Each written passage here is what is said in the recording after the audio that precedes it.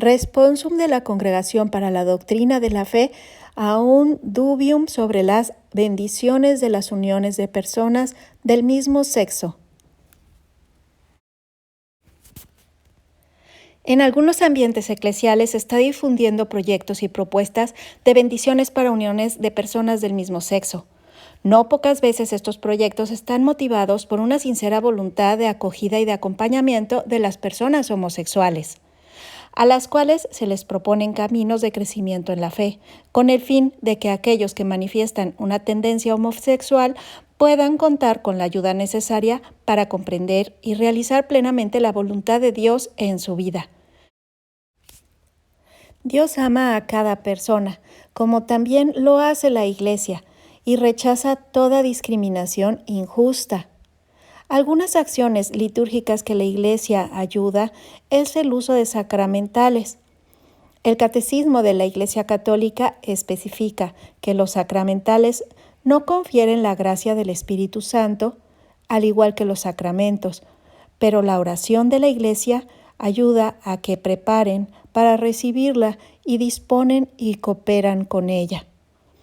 Es decir, los sacramentales son una ayuda para adquirir bendiciones en las cuales la Iglesia invita a los hombres a alabar a Dios y los anima a pedir su protección, los exhorta a hacerse dignos con la santidad de vida de su misericordia.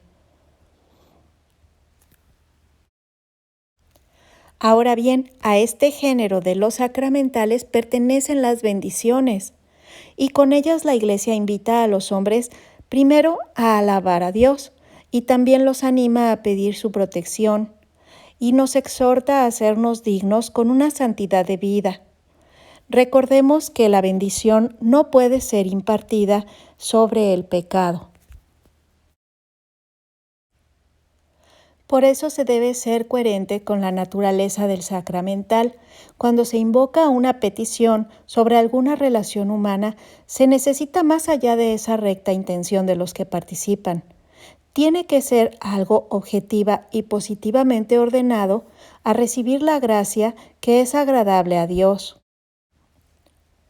Es decir, existen designios que Dios ha inscrito en la creación y que son revelados plenamente por Cristo nuestro Señor.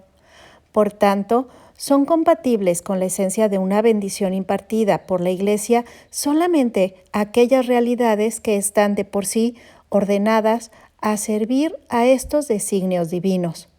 Y por este motivo, no es lícito impartir una bendición a relaciones o a parejas incluso estables que implican una praxis sexual fuera de matrimonio, es decir, fuera de la unión indisoluble de un hombre y de una mujer, que estén abiertos a la transmisión de la vida, como es el caso de las uniones de personas del mismo sexo. La presencia de tales relaciones de elementos positivos, que en sí mismos son de apreciar y de valorar, todavía no es capaz de justificarlas y hacerlas objeto lícito de una bendición eclesial, porque tales elementos se encuentran al servicio de una unión que no está ordenada al designio divino. Por lo tanto, si un obispo o un sacerdote imparte una bendición a parejas con esta situación, están cometiendo una injusticia ante los ojos de Dios, porque no están ayudando a las personas a vivir según el plan divino de salvación. Se debe tener cuidado, ya que las bendiciones sobre personas que están en relación con los sacramentos, estas bendiciones a uniones homosexuales, no puede ser considerada lícita, en cuanto sería en cierto modo una imitación o una analogía a la bendición nupcial, invocada sobre el hombre y la mujer que se unen en el sacramento de matrimonio, ya que no existe ningún fundamento para asimilar o establecer analogías, ni siquiera remotas, entre las uniones homosexuales y el designio de Dios sobre el matrimonio y la familia. Sin embargo, esta no es una discriminación injusta hacia quienes quieren vivir una relación homosexual, sino es realmente reclamar la verdad del rito litúrgico, y cuanto corresponde profundamente a esa esencia de los sacramentales, tal y como la Iglesia los ha entendido según el designio divino. Por eso la comunidad cristiana y los pastores están llamados a acoger con respeto y delicadeza a las personas con inclinaciones homosexuales, y han de saber encontrar las modalidades más adecuadas y coherentes con la enseñanza eclesial, así anunciarles el Evangelio en su plenitud. Las personas que tienen esta inclinación al mismo tiempo, están llamadas a reconocer esa cercanía de la Iglesia que reza por ellas y las acompaña, comparte su camino de fe y las acoge para que vuelvan al camino de la verdad. Ahora bien, así como las parejas de divorciados vueltos a casar, las personas homosexuales pueden recibir la bendición de manera individual. Así se manifiesta la voluntad de vivir en fidelidad a los designios revelados por Dios, así como los propuestos por la enseñanza eclesial, pero declara ilícita toda forma de bendición que tienda a reconocer esas uniones. En este caso, de hecho, la bendición manifestaría no tanto la intención de confiar la protección y la ayuda de Dios a algunas personas individuales, en el sentido anterior, sino de aprobar y fomentar una praxis de vida que no puede ser reconocida como objetivamente ordenada, porque no es parte del designio divino. La Iglesia recuerda que Dios mismo no deja de bendecir a cada uno de sus hijos peregrinos en este mundo, porque para Dios somos más importantes que todos los pecados que nosotros podamos cometer. Pero no bendice ni puede bendecir el pecado. Bendice al hombre pecador, para que reconozca y sea parte del designio de amor y se deje cambiar por Él. Él, de hecho, nos toma como somos, pero nunca nos dejará así como somos. Por estos motivos, la Iglesia no dispone ni puede disponer del poder para bendecir uniones de personas del mismo sexo en sentido anteriormente indicado. El Papa Francisco, en el curso de una audiencia concedida al suscrito secretario de la Congregación para la Doctrina de la Fe, ha sido informado y ha dado su asentimiento para la publicación de el documento llamado Responsum ad Dubium, con la nota explicativa que acabamos de comentar.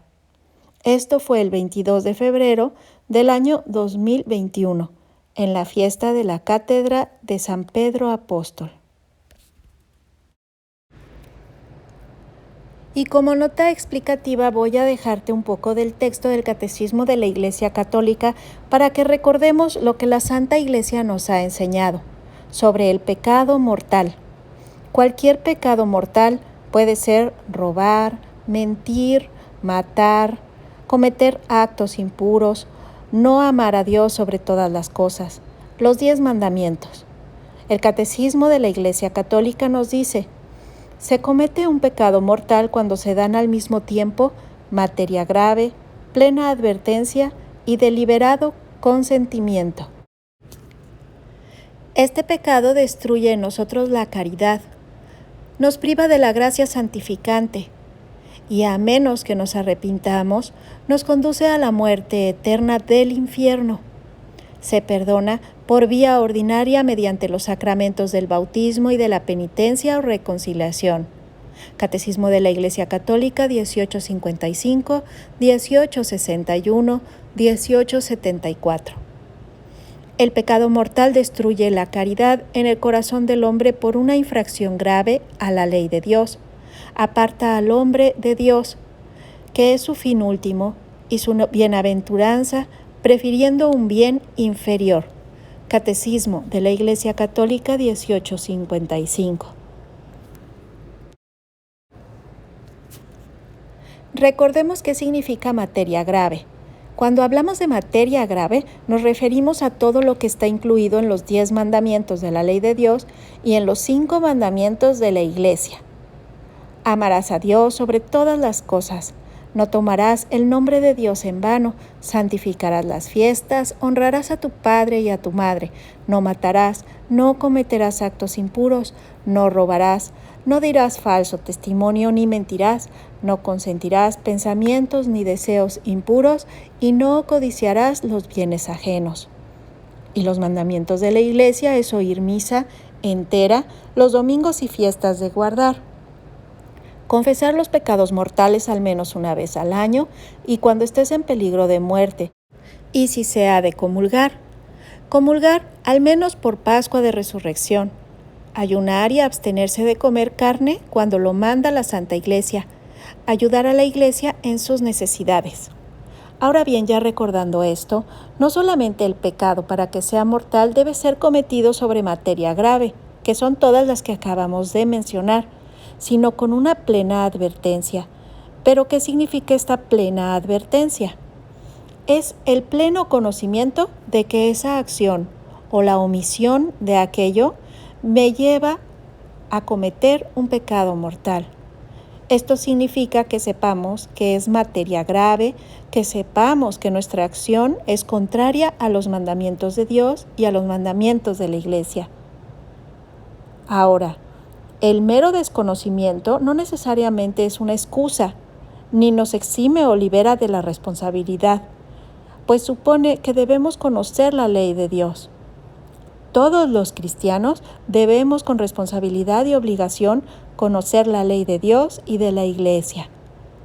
En los casos en donde las personas están alejadas de la civilización y que realmente desconocían que alguna de sus acciones o de sus omisiones son pecado mortal, por supuesto que no se les exigirá su cumplimiento como a los demás. Pero, sin embargo, para que sea pecado mortal, con esto no basta, hace falta también el haberse cometido con deliberado consentimiento. Es decir, que nuestra acción u omisión fue hecha con toda intención, libremente, sin ser obligados a ellos, a sabiendas, queriéndolo hacer, o sea que lo hicimos porque así lo quisimos. Así como vemos, se tiene que dar 3 condiciones para que haya pecado mortal. Por lo tanto, si falta alguna de estas 3 condiciones, materia grave, pleno conocimiento y deliberado consentimiento, estamos más bien ante un pecado venial. Muchas veces la diferencia entre pecado mortal y pecado venial no es muy clara, ya que en ocasiones es difícil distinguir una y otra. Si tenemos duda, la mejor recomendación es acudir a la confesión, consultar a un sacerdote y buscar dirección espiritual. Pedir la asistencia del Espíritu Santo para que nos muestre en dónde estamos fallando y que nos dé un genuino arrepentimiento de aquello que estamos haciendo mal y que nos aleja de Dios y de nuestra salvación eterna. Tener un profundo dolor de haber ofendido a Dios, que es infinitamente bueno y que es digno de ser amado, porque Dios tiene ese derecho porque es nuestro Creador. Muchos hemos escuchado sobre el examen de conciencia.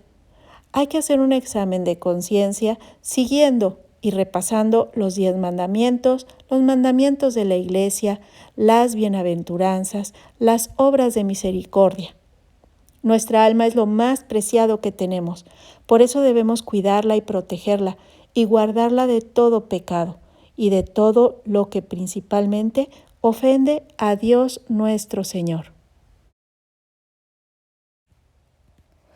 Espero que con este video podamos todos tener en nuestro corazón un poco más claro el sentido de pecado, porque al final es la salvación eterna la que nos estamos poniendo en juego. Y que no caigamos en la trampa del demonio de disfrazar de luz lo que realmente es perdición. Que Dios te bendiga.